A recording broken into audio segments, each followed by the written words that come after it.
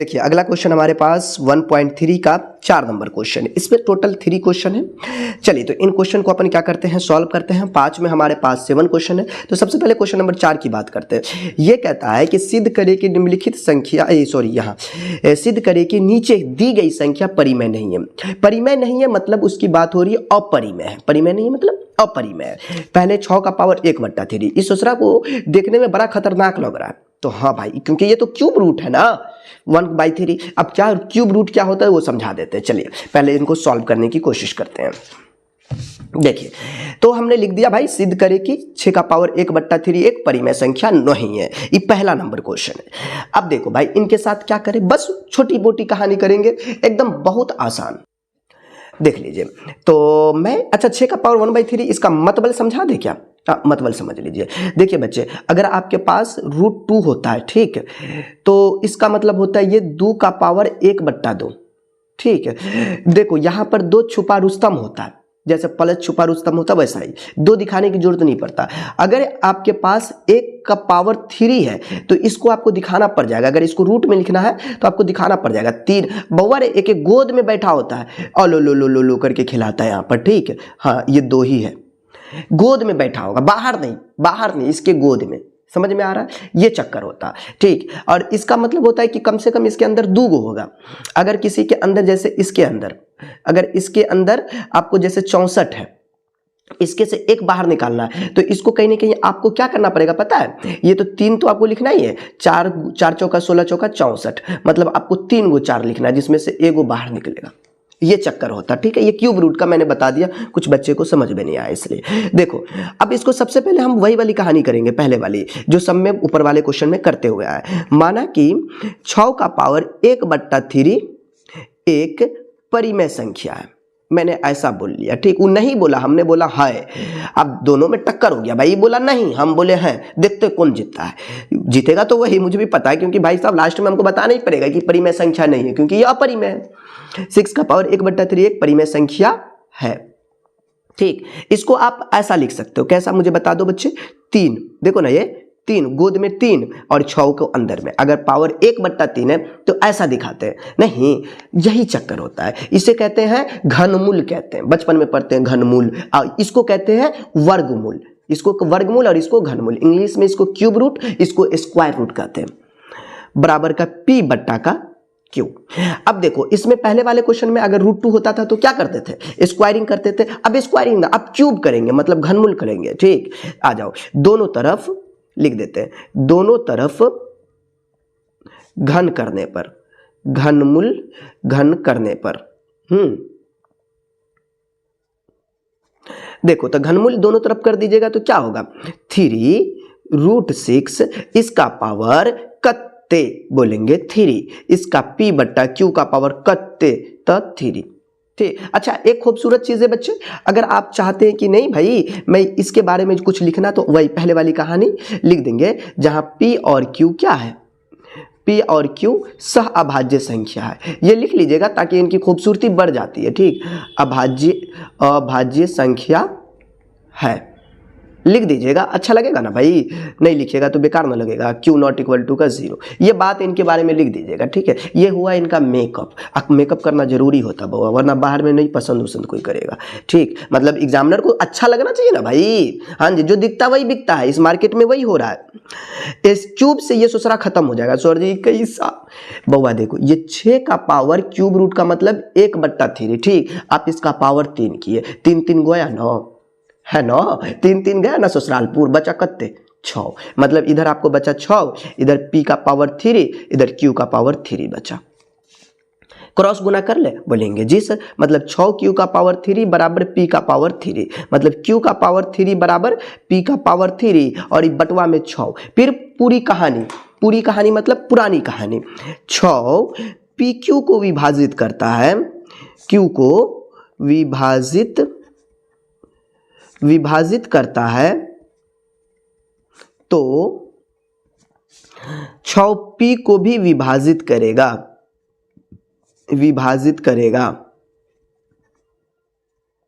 ठीक। इतना काम कर लीजिए सर, ये तो कोई बात नहीं है, बच्चा वाला बात था, ठीक है। फिर पुनः मान लेंगे, माना कि सर जी क्या मान लें, वही पुरानी वाली घिसी पिटी कहानी। माना कि हमारे पास P बराबर का कितना, P बराबर का कितने मान लें, और मान लो ना भाई 6C है, जहां C की खूबसूरती को लिख दो, जहां C कोई पूर्णांक है, क्या है, कोई पूर्णांक है, ठीक, कोई पूर्णांक है। ससुरा हमरा पते नहीं केकरा बच्चा है, कोई पूर्णांक, कोई भी नहीं मालूम, कोई कुछ भी हो सकता पूर्णांक में। अब देखो इसको दोनों तरफ क्यूब रूट कर लेंगे, दोनों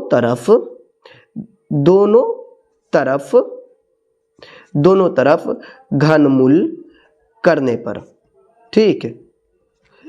अब देखो तो P का पावर में 3, ऐसोसरा 6C का पावर में 3, मतलब P का पावर में 3, 6 का पावर, अरे भाई 6 गुनी क्या, 6 गुनी का 6, C का पावर 3, हमरा की चाहिए मैंने लिखेंगे। अब देखो इस दूसरा को समीकरण 1 नाम दे दो, ताकि आगे की कहानी में आपको फायदा होगा। पूछो ना क्या फायदा होगा, मुझे इतना बता दो। देखो ये फायदा होगा कि मैं पी क्यू का वैल्यू, देखो ना यहाँ से है समीकरण 1 से 6 क्यू डाल देते हैं इनके जगह पे, और ये आपको हो चुका 6 गुनी का 6 1 36 कर दे इसको, क्योंकि भाई एगो इसके भोजन के लिए रखे हुए हैं, इसको समीकरण 1 से काम किए, ठीक, कहाँ से, समीकरण 1 से, ठीक, ये लिख दिया। मतलब ये एग्जामिनर अगर चेक भी करेगा तो बोलेगा ये कहाँ से लाया, तो देखिए ओ चुट्टा यहाँ से उठा के यहाँ पे चिपकाया है, ये 6 से 6 कैंसिल, मतलब Q। अब देखो ये CQ को अगर आप अकेला करते हो तो बोलेंगे सर जी Q के बटवा में 36 आएगा, सर जी 36 बड़का, ओ दादा अब ये डरोगे, डरने होने की जरूरत नहीं है, ये भी अपनी कहानी है। देखो क्या चीज है कि अगर मैं 36 को Q के पावर 3 में, वही वाली बात है भाई, अगर 36 Q के पावर 3 को विभाजित करता है तो 36 Q को भी विभाजित करेगा। ये कहानी भाई आपको लिखना पड़ेगा, ठीक है गुरु। अब इतना लिखने के बाद एक और कहानी, सर जी और कहानी में क्या एंट्री कीजिएगा, ना भगवान ना, कुछ ना एंट्री करेंगे, बस इस प्रकार हम पाते हैं कि क्या पाते हैं, मिठाई ना, इस प्रकार हम पाते हैं कि P और Q में कम से कम उभयनिष्ठ गुणनखंड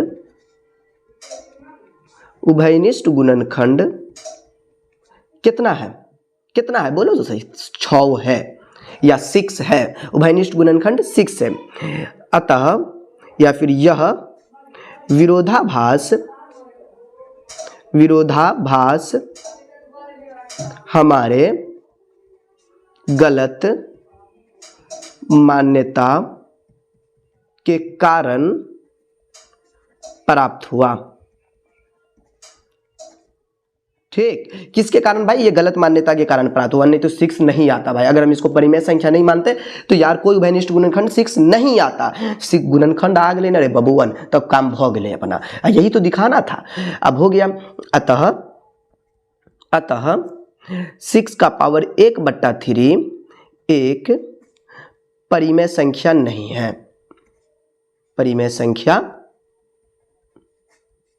है, ठीक, सिद्ध हुआ।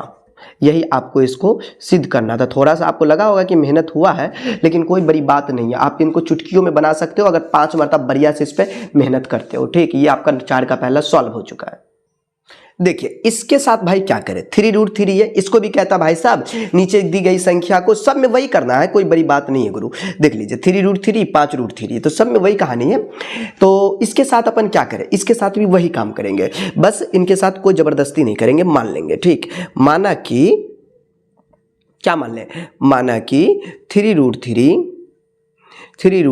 एक परिमेय संख्या है, ये मान लीजिए परिमेय संख्या है। अगर आप इतना मान लेते हो भाई तो आपको इसको लिखना है 3√3 बराबर का P/Q, क्योंकि परिमेय संख्या तो हम ऐसा ही लिखेंगे जहां P और Q सह अभाज्य संख्या है, अभाज्य संख्या है, और Q नॉट इक्वल टू का 0 है। इतना काम कर लो, ठीक, हाँ जी।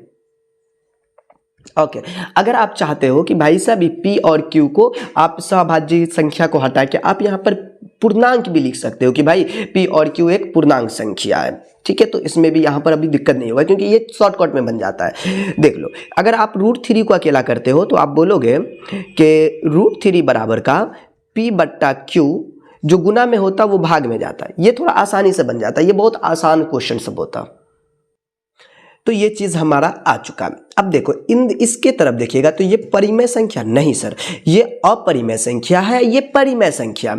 मैं इस कहानी को अब क्या करूं आप सोच रहे होंगे, तो अब मैं इसकी कहानी को बताता हूं। चूंकि P और Q क्या है, पूर्णांक है। P और Q पूर्णांक है। बोलेंगे जी सर ये तो दिख रहा है कि सर जी ये पूर्णांक है, ठीक, हाँ जी।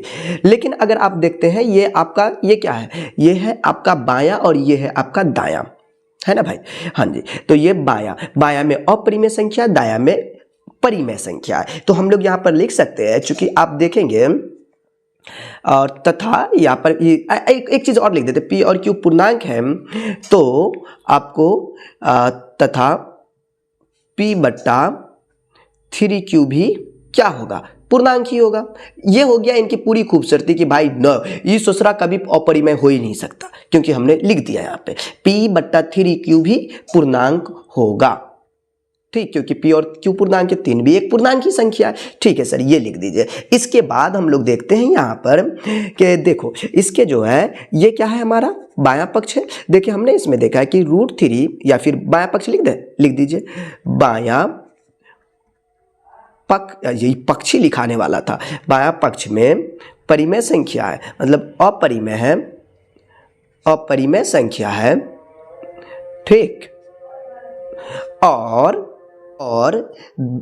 मैं दायां पक्ष की बात कर लूं यहाँ पर, और दायां पक्ष में हमने देखा कि क्या है, दायां पक्ष में क्या है, परिमेय संख्या है।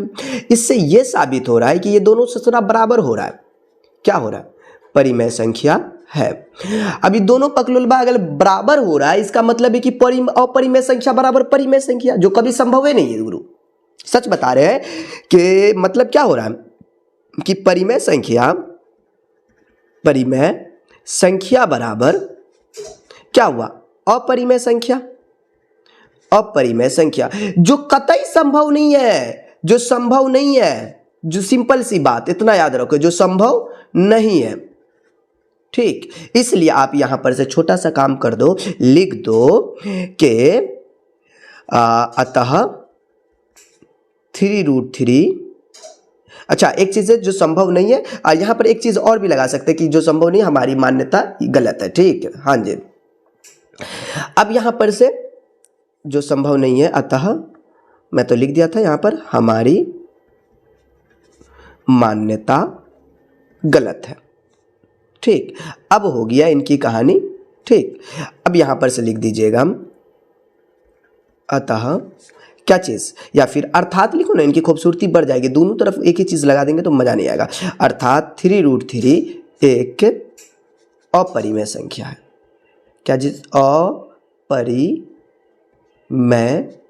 संख्या है, या फिर परिमेय संख्या नहीं है, बतवाई जा सेम। तो ये था इसका क्वेश्चन का सॉल्यूशन। अब देखिए तीसरा नंबर पे, और तीसरा नंबर पे सेम सुसरा यही वाली बात करता है, और इसमें कहता भाई साहब 5√3 कितना, 5√3। मैं इनके साथ क्या करूं, इनके साथ बस छोटा सा काम, वही ऊपर वाला, माना कि 5√3 एक परिमेय संख्या है, ठीक, परिमेय संख्या है, ठीक है। तो 5√3 बराबर आप क्या लिखिएगा भाई, P बट्टा Q लिख दीजिएगा, नहीं, और इनकी P और Q के बारे में लिख दीजिए। P और Q क्या है, पूर्णांक है, इस समय पूर्णांक लिख देते हैं, ठीक है, पूर्णांक है। तथा पूर्णांक है तो नीचे वाले की बात करें तो वो जीरो तो होगा ही नहीं, और जीरो ले भी नहीं सकते क्योंकि भाई अनडिफाइंड ना हो जाएगा, ठीक। और यहां पर से √3 P बट्टा का 5Q, देखो दोनों ससुरा सेम हो गया। यहाँ पे √3 था, यहाँ पे 3 था, और यहाँ पे √3 यहाँ पे 5 आ गया, जो गुना में था वो भाग में चला गया। बस यहाँ पर भी वही चीज लिख देंगे कि P और Q क्या है, पूर्णांक है, ठीक, ओके सर। तथा इसकी बात कर लो, P और Q पूर्णांक है तथा, और P/5Q भी पूर्णांक होगा, ठीक, पूर्णांक होगा। अब देखो इतना लिख दिए गुरु। अब इसके बाद क्या कर ले, बस वही बात करेंगे कि जो यहाँ हमें प्राप्ति हो रही है कि परिमेय संख्या अपरिमेय संख्या बराबर परिमेय संख्या, या फिर परिमेय संख्या बराबर अपरिमेय संख्या। आप चाहो तो ये बात लिख सकते हो, बायां पक्ष में अपरिमेय संख्या, दायां पक्ष में परिमेय संख्या, आपकी इच्छा।